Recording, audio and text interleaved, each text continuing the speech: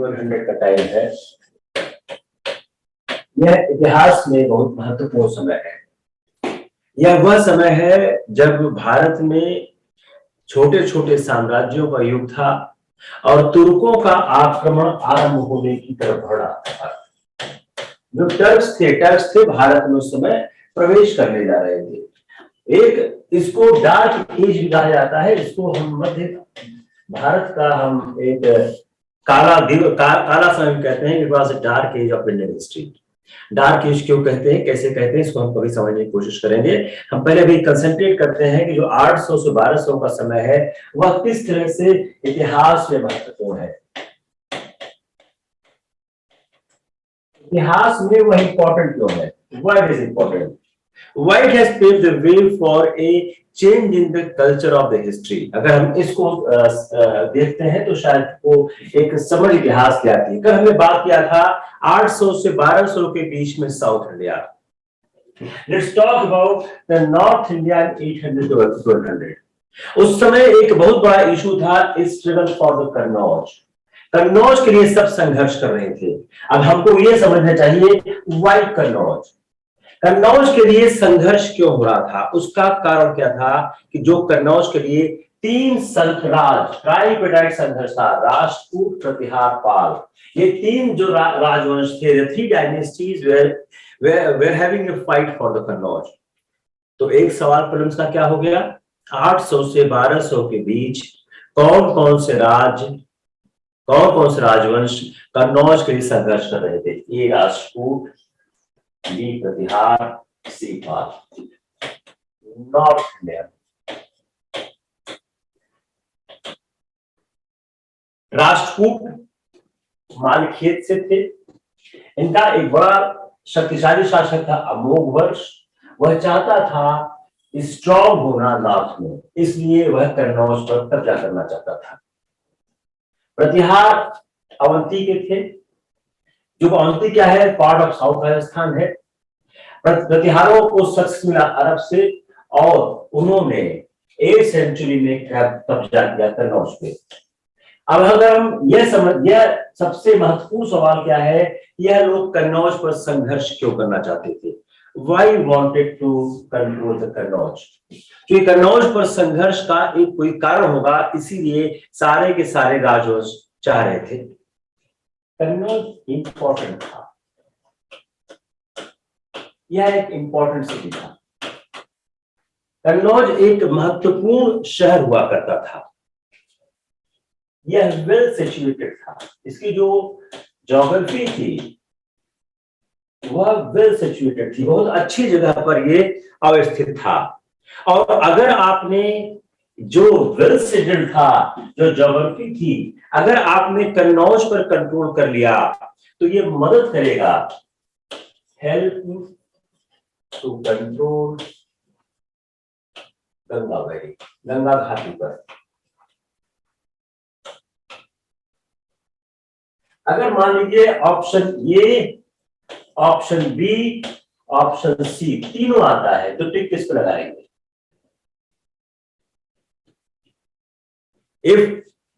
अगर ये ऑप्शन आता है कि कन्नौज पर उस समय उत्तर भारत में 800 से 1200 के बीच राजवंश कंट्रोल करना चाहते थे।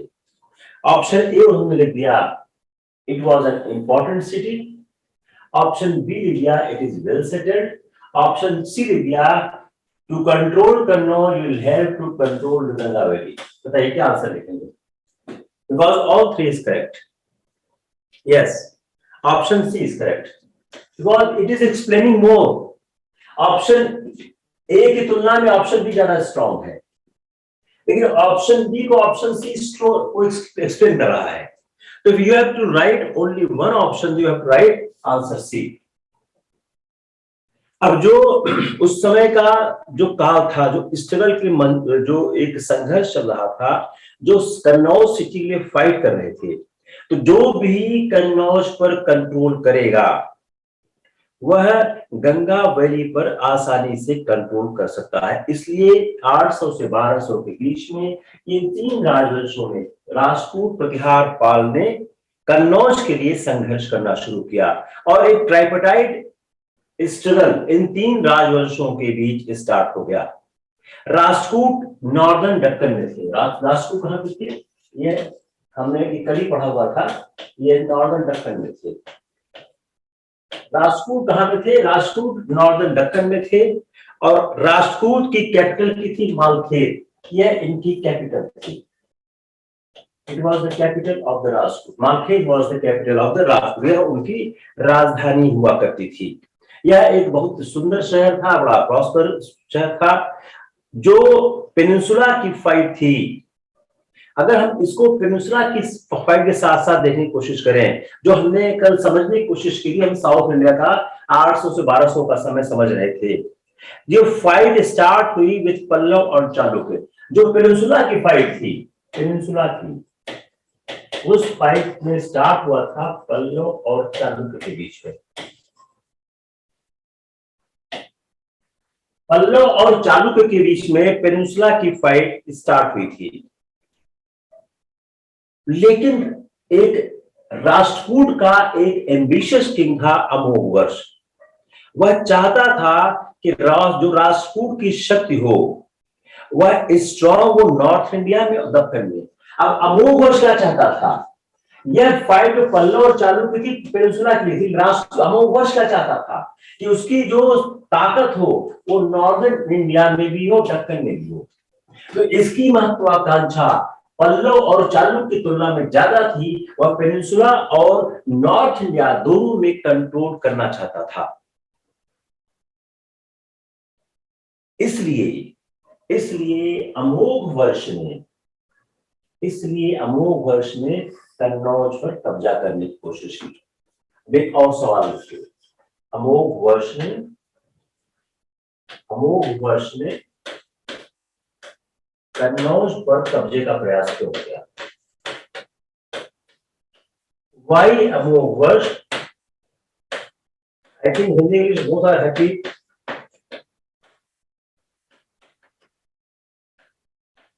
Why Amoghavarsha wanted to capture the Kannauj?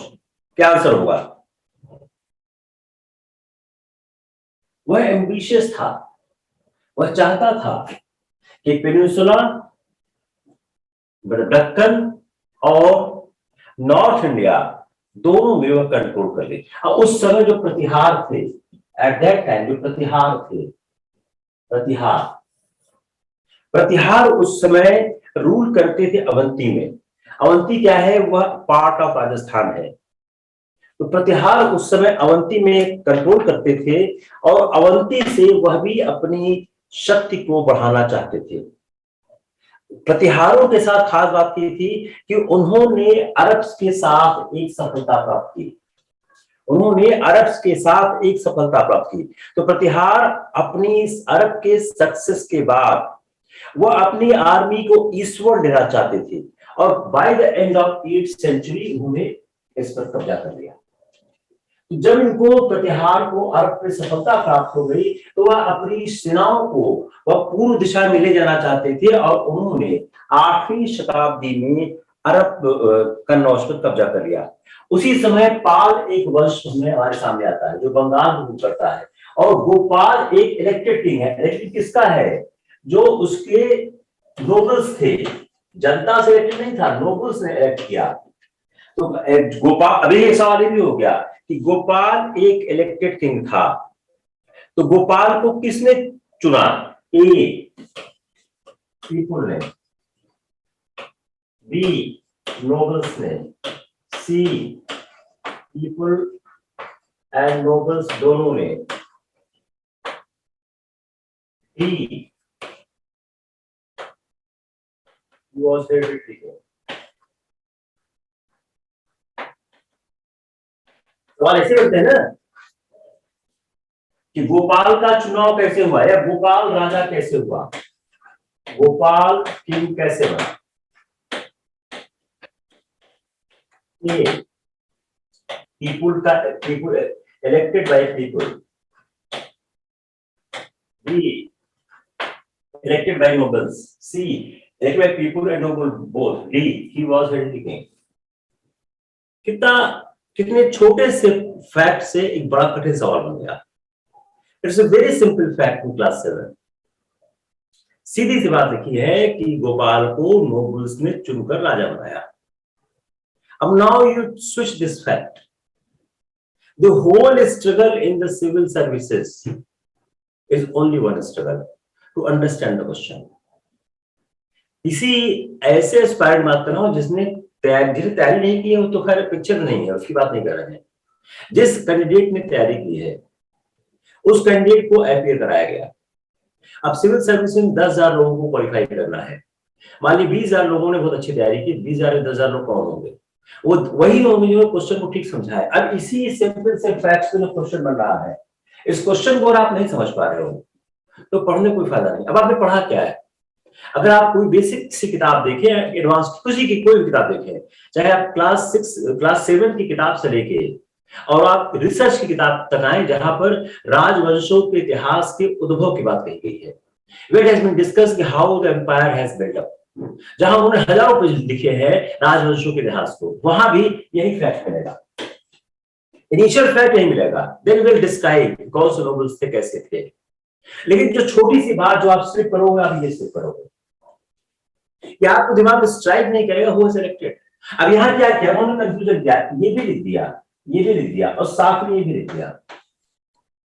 अब यहां अगर आपको ये समझ है कि 800 से 1200 की ईस्वी में डेमोक्रेसी का विकास नहीं हुआ था, उस समय एडल्ट फ्रेंचाइजी होता ही नहीं था, लोग किसी भी तरह के ज्यादा पार्टिसिपेट करते ही नहीं थे, तो राजा के चुनाव में लोगों की भागीदारी कैसे हुई होगी? एक कॉमन सेंस भी आ सकता है। तो जस्ट ट्राई टू सी कि how the question is being framed, अगर आपको एग्जाम में सफलता प्राप्त करनी है तो पाल राजवंश एक बना जिसको नोबल्स ने चुनाव किया, तो ये फर्स्ट पाल राजा था। अब गोपाल इतिहास में रिमेंबर इसलिए क्या था? अब वाई, अब अगला इसी सवाल देखिए, why Gopal remember in history? इसने एस्टेब्लिश किया पाल डायनेस्टी को, इसने पाल डायनेस्टी को एस्टेब्लिश किया, इसलिए इसको एस्टेब्लिश किया जाता है। गोपाल का जो बेटा था वो धर्मपाल था। धर्मपाल ने इसको पावरफुल बनाया। तो पाल वंश को पावरफुल, शक्तिशाली किसने बनाया? धर्मपाल ने बनाया। धर्मपाल एक अच्छा योद्धा भी था और उसने डिफीट किया राष्ट्रकूट किंग को। राष्ट्रकूट किंग को धर्मपाल ने डिफीट किया। He was defeated. उसने क्या? He was defeated by Rashtrakuta. Dharmpal ने उसको कॉल बनाया और वह डिफीट किया गया, वह हराया गया राष्ट्रकूट किंग के द्वारा। धर्मपाल ने कन्नौज पे अटैक किया और ऑर्गेनाइज किया अपना power by building a strong army. तो उसने स्ट्रॉन्ग आर्मी को उसने बनाया। उसने अपनी एक शक्तिशाली सेना को बनाया और उसने अलायंस किया। उसने अपने समीप के राज्यों के साथ उसने अलायंस किया और उसने अपने को इस माध्यम से शक्तिशाली बनाने की कोशिश किया। पाल किंग और तिब्बत किंग के बीच भी एक फ्रेंडली रिलेशनशिप हुआ। पाल किंग एंड तिब्बत किंग, इनके बीच भी एक फ्रेंडली रिलेशनशिप एस्टेब्लिश हुआ और एक अच्छा संबंध स्थापित हुआ। धर्मपाल ने अटैक किया कन्नौज पर, लेकिन वह कन्नौज को होल्ड करने में सफल नहीं रहा। जो चोल ने किया वही पाल ने भी किया। उन्होंने साउथ एशियन ट्रेड में हिस्सा लिया, पार्टिसिपेट किया, तो साउथ एशियन ट्रेड में इंटरेस्ट लिया और उन्होंने इंकरेज किया अपने मर्चेंट को कि वह ट्रेड में पार्टिसिपेट करें। अब चूंकि पाल कन्नौज को बहुत लंबे समय के लिए होल्ड नहीं कर सके और प्रतिहार ने रिकवर कर लिया कन्नौज को, और प्रतिहार का जो सबसे महत्वपूर्ण राजा था वो था भोज था। भोज प्रतिहार का सबसे महत्वपूर्ण राजा था, उसको राष्ट्रकूट किंग ध्रुव ने पराजित किया। वह राष्ट्रकूट किंग ध्रुव के द्वारा पराजित हुआ। जब ध्रुव ने अटैक किया राष्ट्रकूट पे तो वह पराजित हो गया। अरब मर्चेंट सुलेमान है, उसने एक अकाउंट लिखा है इंडिया का 851 AD में। तो अरब किंग सुलेमान, अरब मर्चेंट सुलेमान जो है, उसने अकाउंट लिखा है इंडिया का 851 एडी में। उसमें वह जिक्र करता है, वह रिफर करता है द किंग ऑफ जुजार्स, वह रिफर करता है king of Juzrs as powerful king.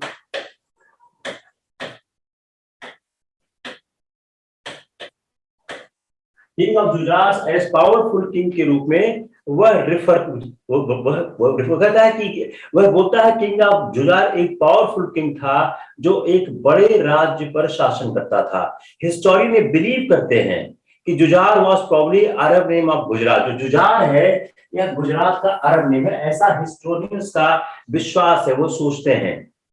और वह जो किंग है उसके बारे में सुलेमान ने डिसाइड किया है वह भोज होगा।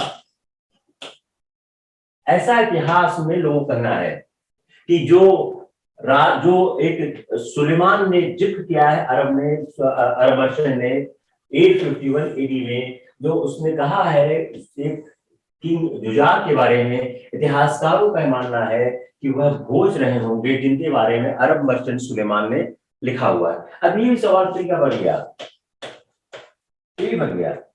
See how to frame the question of prelims is the main art, nothing else. दस बड़ा मेन आर्ट ही है। अब भोज के समय में भोज क्या था, वो वैष्णव था।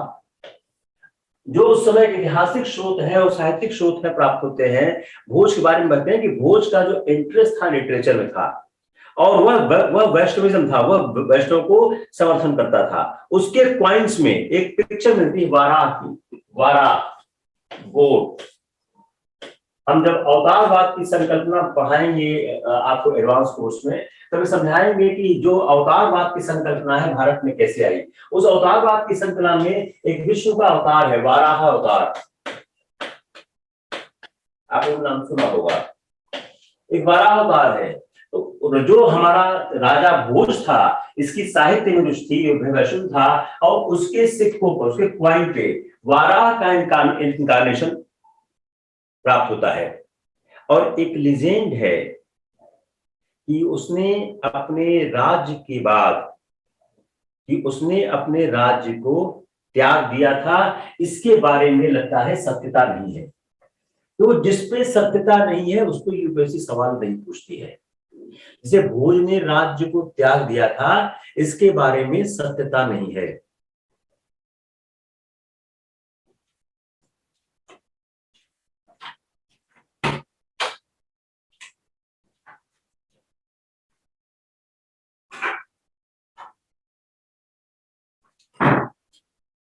वॉइस क्लियर नहीं है क्या? Sorry sorry, okay okay. Voice clear नहीं आ रही है? ओहो, वॉइस इज नॉट क्लियर।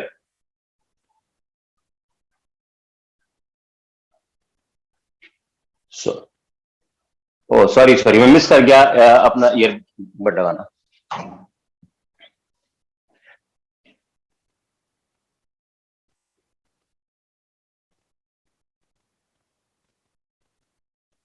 पहले क्लियर नहीं आ रही थी क्या वॉइस?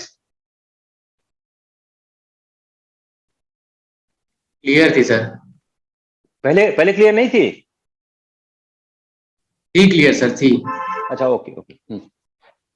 तो जो भोज थे, अब देखिए हम जिसके बारे में एक अंतिम सत्यता नहीं होती है, the issues which are not clear in the history और anywhere, UPSC avoid to use it.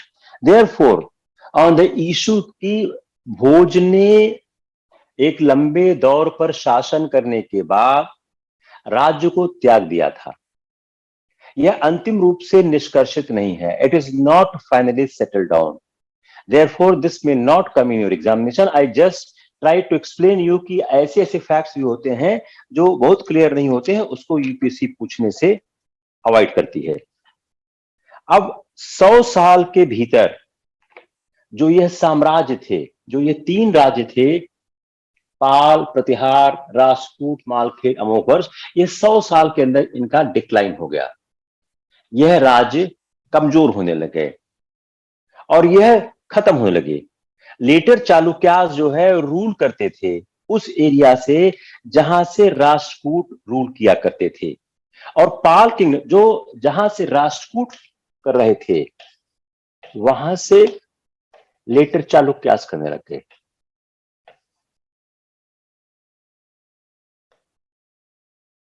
जहां पाल था उनको चोल ने खतरा उत्पन्न कर दिया। चोल थ्रेटेंड पाल। पाल को चोलों ने खतरा उत्पन्न कर दिया, जहां पर बाद में सेन डायनेस्टी आ गई।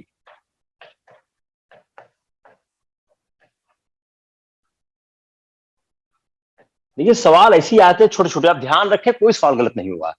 अब देखिए यही सवाल बनाइए, 100 साल के अंदर ये सारे 3 महत्वपूर्ण जो साम्राज्य थे, जो ट्राइपर्टाइट संघर्ष में थे, यह डिक्लाइन करने लग गए। जहां से राष्ट्रकूट शासन कर रहे थे वहां पर लेटर चालुक्यास का कब्जा हो गया। पालों को चोल साम्राज्य से खतरा हो गया और वहां बात पर सेन डायनेस्टी आ गई। तो ये जो ट्राइपर्टाइट एग्रीमेंट के 3 बड़े शासन थे यह खत्म हो गए, ये तीनों खत्म हो गए।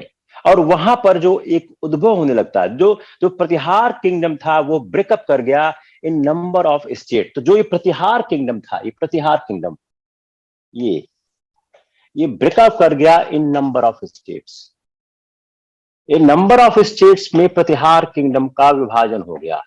एक बहुत छोटे छोटे कई कई राज्यों में इनका विभाजन हो गया, और यहां पर जो राइज ऑफ राजपूत होने लगा, rise of Rajput,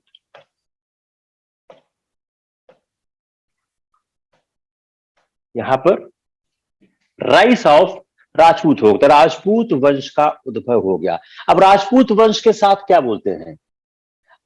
Chandravansh, Suryavansh, moon family, sun family, sun family, moon family. आज भी आज सुनते होंगे कि राजपूत बोलते हैं मैं चंद्रवंशी हूं या सूर्यवंशी हूं। यह राजपूतों के एक गर्व की बात है, प्राइड की बात है।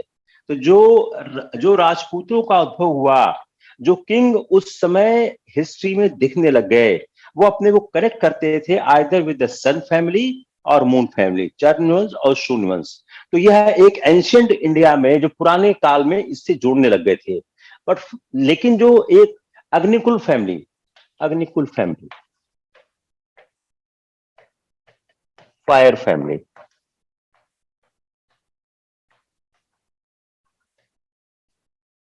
अगला क्या हो गया? अग्निकुल फैमिली।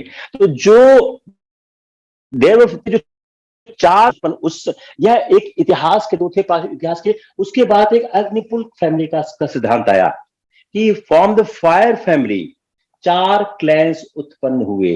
वो 4 क्लैंस कौन कौन से थे? प्रतिहार, चौहान, सोलंकी, परमार।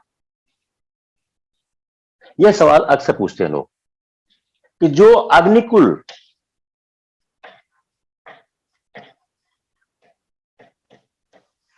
फायर फैमिली, हम लोग आगे पढ़ेंगे इसको, जो फायर फैमिली से जो 4 वंश की उत्पन्न हुई, चौहान, इनको हम चाहमांस भी कहते हैं, चौहान को चाहमांस भी कहते हैं, कभी कभी एग्जाम में नाम चेंज कर देते हैं। इनको हम चौहान को चाहमांस भी कहते हैं। प्रतिहार, चौहान, सोलंकी को हम चालुक्यास भी कहते हैं, इनका नाम चालुक्यास भी मिलता है। तो चौहान, चाहमान, सोलंकी, चालुक्यास, और परमार्स को पवार्स भी कहते हैं।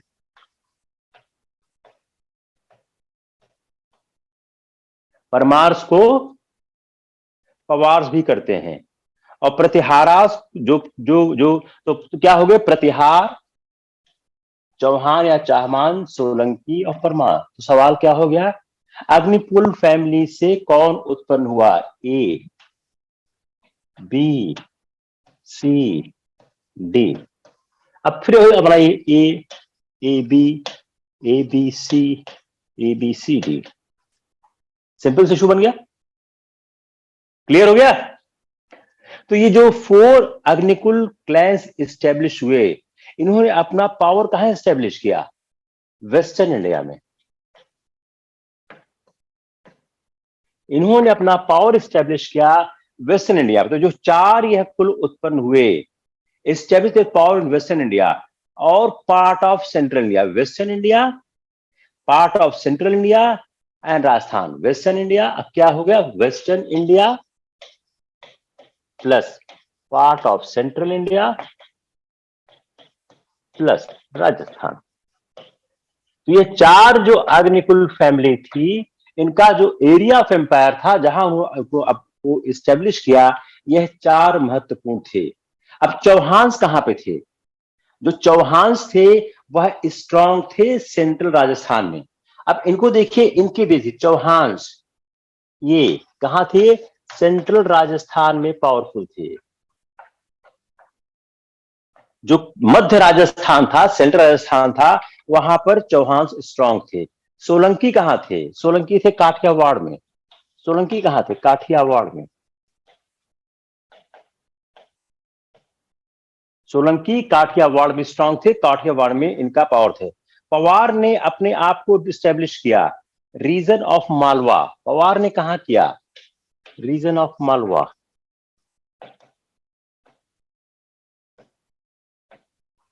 पवार ने अपने आप को स्टैब्लिश किया, जो रीजन ऑफ मालवा था वहां पे किया, और अपनी कैपिटल कहां बनाई? धार में। कैपिटल बनाई धार में। इन्होंने अपनी कैपिटल को, अपनी राजधानी को धार बनाया। अब जो ये डायनेस्टीज थी, यह इन्हें स्टार्ट किया ये small ruler under the Pratihar and Rashtrakuta. इन लोगों ने, इन डायनेस्टीज ने अपनी जो जिंदगी शुरू की वह स्मॉल रूलर्स में शुरू की, प्रतिहार और राष्ट्रकूट में। बाद में उन्होंने रिबेल किया और अपना इंडिपेंडेंस शुरू किया। तो इन चारों ने अपना जीवन स्टार्ट किया प्रतिहार या राष्ट्रकूट के अधीन। बाद में इन्होंने अपने को इंडिपेंडेंट डिक्लेयर कर दिया। Later they have declared themselves के इंडिपेंडेंट, और उन्होंने अपने आप को राष्ट्रकूट प्रतिहार से अलग कर दिया। कोई कंफ्यूजन? कोई कंफ्यूजन हुआ? दिल्ली स्थापित कैसे हुई? How the Delhi has been established?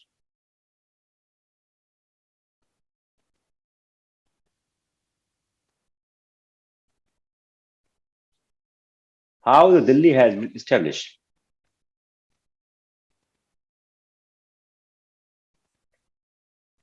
Delhi को किसने, सवाल बहुत आता है, तोमर्स ने दिल्ली को स्थापित किया। ये सवाल पहले आता था तो सब बंद हो चुका है। तोमर्स ने दिल्ली को बिल्डअप किया 736 एडी। ये 80s 70s का सवाल है, 80s इवन 90s, अब कोई सब सवाल नहीं आते हैं। 17 था, अब सवालों का करेक्टर चेंज हो चुका है। 1736 एडी में तोमर्स ने दिल्ली को स्थापित किया। बाद में जो चौहान्स थे उन्होंने डिफीट किया तोमर्स को और एनेक्स किया उनकी किंगडम को। जो चौहान का प्रिंस था पृथ्वीराज तृतीय, वह पृथ्वीराज रासो का हीरो है। चौहान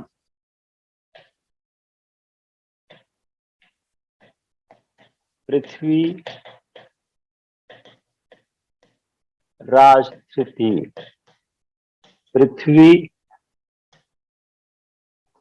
रासो।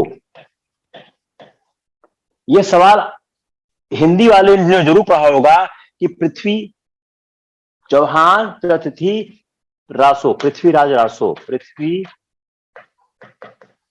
राज रासो चंद बरदाई।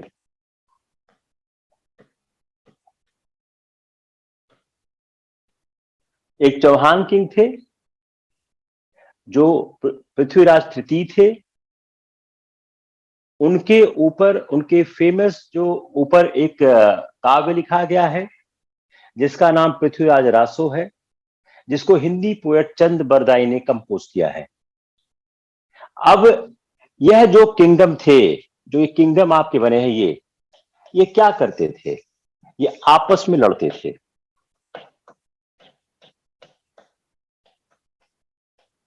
ये आपस में लड़ते थे, वो आपस में संघर्ष करते थे और एक दूसरे को ही कमजोर किया करते थे। तो आपस में लड़ने के कारण ये बहुत वीक हो गए। उसी समय महमूद गजनी का आक्रमण भारत में होता है। जो महमूद गजनी का आक्रमण है, यह इंडिया का एक बहुत महत्वपूर्ण है। वह क्यों? Mahmud Ghazni why he raided India, यह सवाल बहुत महत्वपूर्ण है कि महमूद गजनी भारत पे आक्रमण क्यों करता है। महमूद चाहता था कि गजनी एक बिग एम्पायर बने। तो गजनी क्या चाहता था? गजनी एक बड़ा साम्राज्य बने।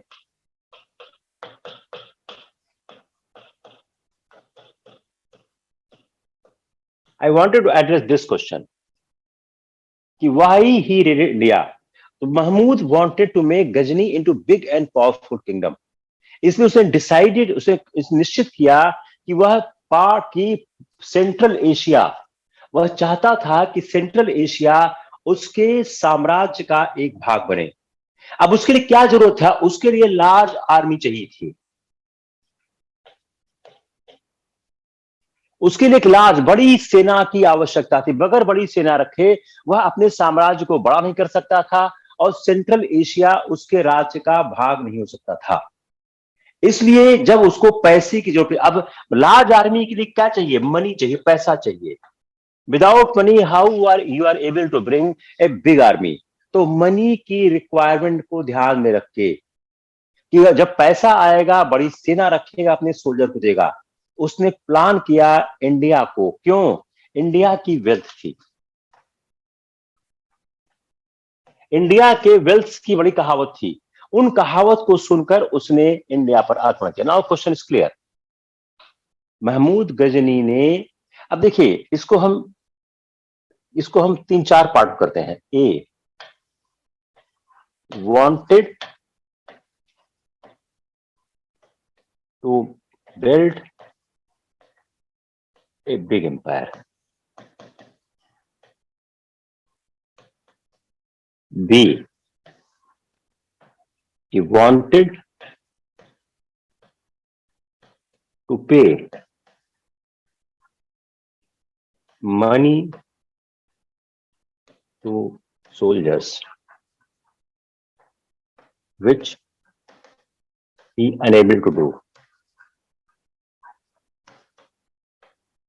C, he wanted wealth. D, India is known for wealth,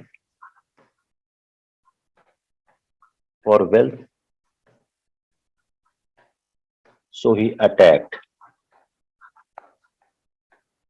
E, he wanted to destroy temples.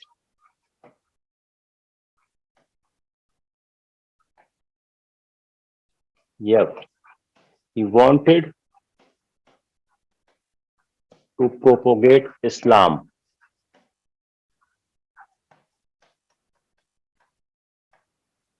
सी, बताइए।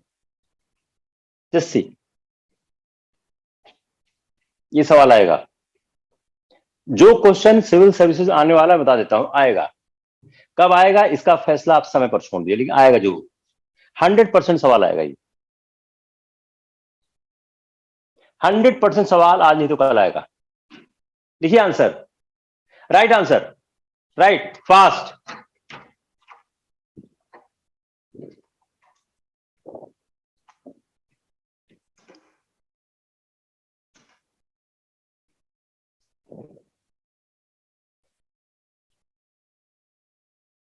दिमाग काम कर रहा है? बोले। डी,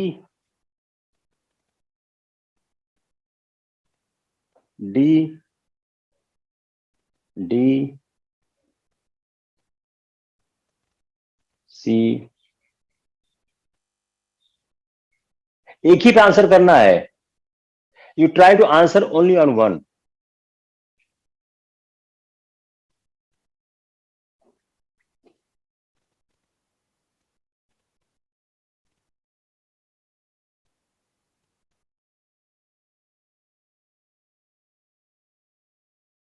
सबने गलत कर दिया।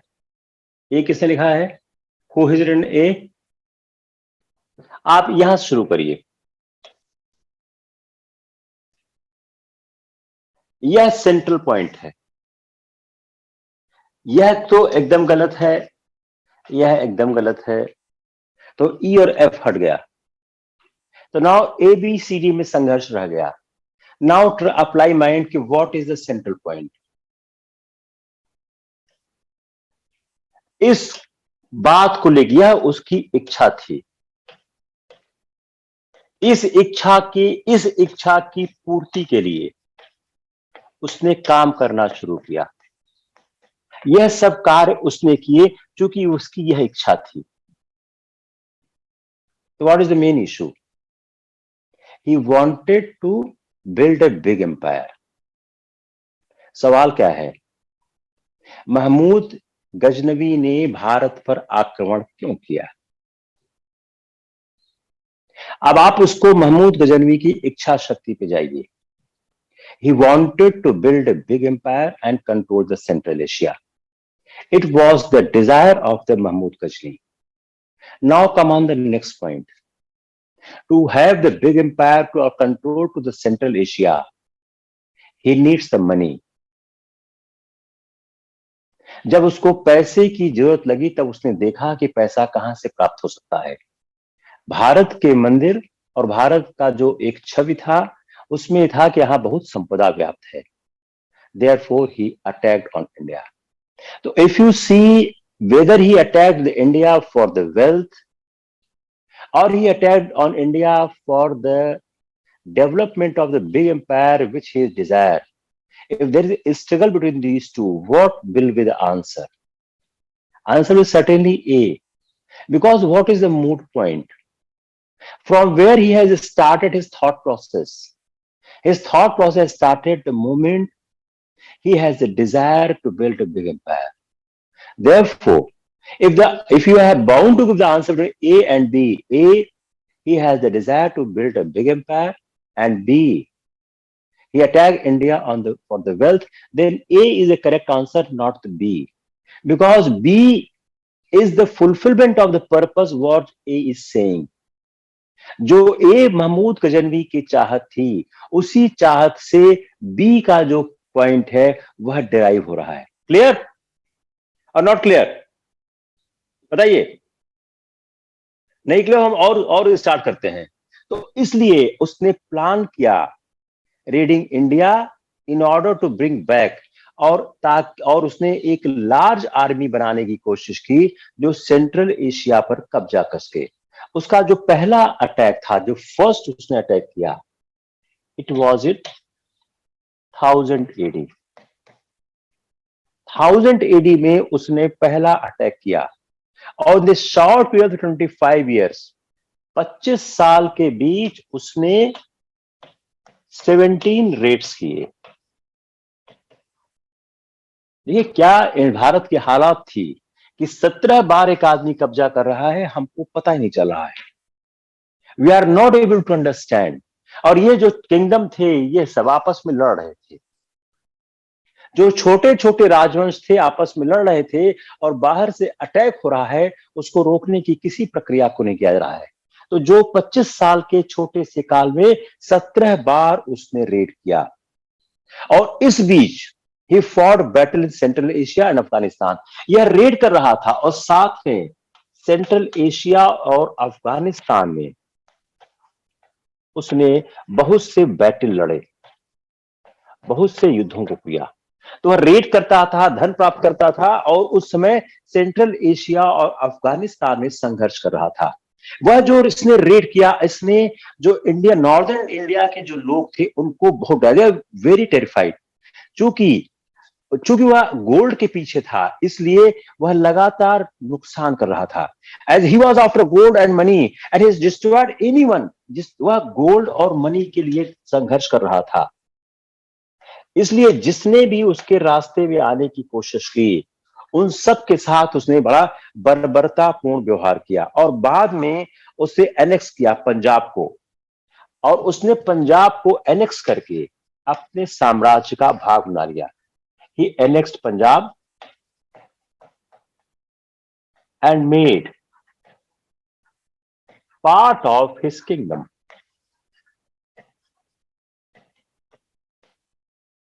उसने अपने किंगडम का पार्ट बना लिया, अपने साम्राज्य का।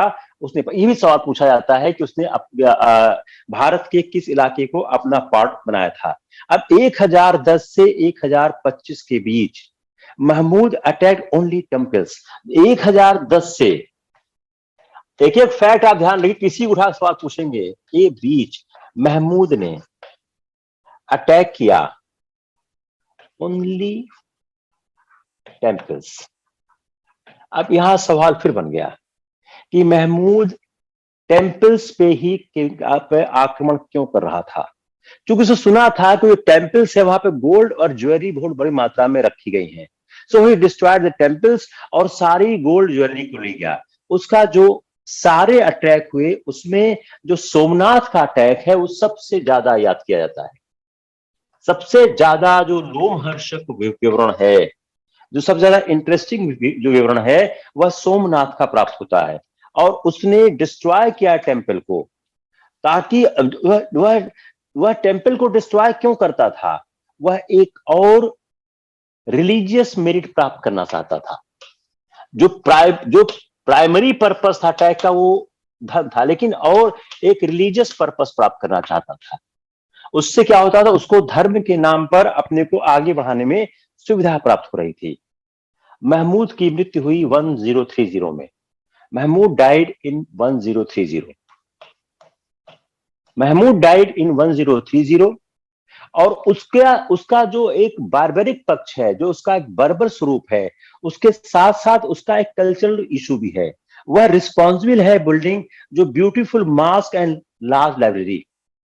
ब्यूटीफुल मास्क, बहुत सुंदर मास्क और एक लार्ज लाइब्रेरी। एक ब्यूटीफुल मास्क और एक बड़ी लाइब्रेरी को बनाने के लिए भी इसको याद किया जाता है, इसने बनाया है। वह पैटर्न था फेमस पर्शियन पोएट फिरदौसी का। Pattern Persian poet Firdausi.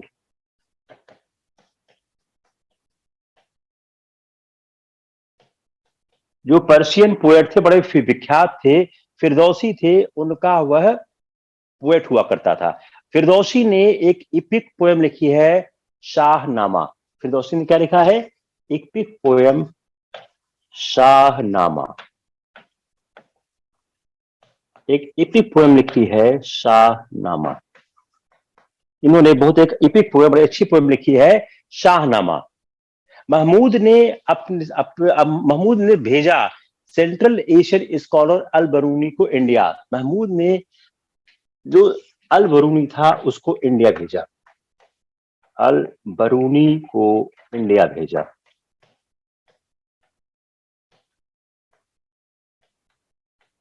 He has sent the Al Biruni, जो एक फेमस कहते हैं जो फेमस एक विचारक थे, विद्वान थे, अल बरूनी थे, सेंट्रल एशिया को उसने इंडिया भेजा। और अल बरूनी यहां बहुत साल रहा और उसने इंडिया के बारे में लिखा, भारत के बारे में लिखा। देखिए अब यहां एक सवाल सोर्स का आ गया कि सेंट्रल एशिया के थे ये अल बरूनी। तो सेंट्रल एशिया के जो अल बरूनी थे एक बड़े कहते हैं फेमस स्कॉलर थे, इनको इंडिया भेजा और भारत में बहुत साल रहे और यहां पर उन्होंने एक्सीलेंट अकाउंट लिखा। तो ए याद करने कोई रास्ता निकालिए, सी डी ई। 5 पॉइंट, अगर इन पांचों पॉइंट को लिखना हो तो शायद 50 शब्द आएंगे मेरे ख्याल से, 50 वर्ड्स। तो अगर महमूद गजनवी को क्रिटिकली एग्जामिन करने की बात आएगी तो शायद 50 शब्द उसके हिस्से में भी आते हैं। एक आता है, अगर उसको देखा जाए, एक उसकी आ जाएगी महत्वाकांक्षा, दूसरा उसका आ जाएगा भारत पर हमला, और तीसरा इसका ही आ जाएगा थर्ड। तो अगर मेंस पे महमूद गजनवी पर सवाल बनते हैं तो ये 3 पॉइंट आ रहे हैं, जो उसकी महत्वाकांक्षा थी, the ambition which he has. Thereafter, he has attacked to India for the wealth. And third, his cultural contribution. मेरे ख्याल से आज को इतना ही करते हैं, इतना सफिशिएंट है आपके लिए, क्योंकि कल शाम को भी क्लास चली है, लगातार क्लास हैंडल नहीं होती है। शाम की क्लास देखता हूं, अगर शौर्य आते हैं तो शौर्य लेंगे, otherwise I will take the class. और आज हम कोशिश, अब जो अगला हम क्लास लेंगे उसमें हम इस बात की कोशिश करेंगे कि जो हमारा नॉर्थ इंडिया का स्ट्रगल है वो खत्म हो जाए, ताकि हम सल्तनत काल पे प्रवेश कर जाए। अगर हम कुछ देर बात करने की कोशिश करते हैं कि अपने इस फाउंडेशन कोर्स के इंपॉर्टेंस और नॉन इंपॉर्टेंस पे, आप ये देखिए कि क्लास 6 और 7 की किताबों से कितने स्ट्रॉन्ग लेक्चर्स तैयार हो रहे हैं। आप कोई भी सवाल प्रीलिम्स मेंस का देखिए, जो पीरियड में पढ़ा चुका हूं, आपको काफी सवाल मिल रहे हैं जो क्लास 6-7 की किताबों के इंटरप्रिटेशन से आ रहे हैं। मैं बार बार रिपीट करता हूं, मैं कोई फैक्ट नया नहीं लाता हूं जो क्लास 6-7 की किताब में नहीं है।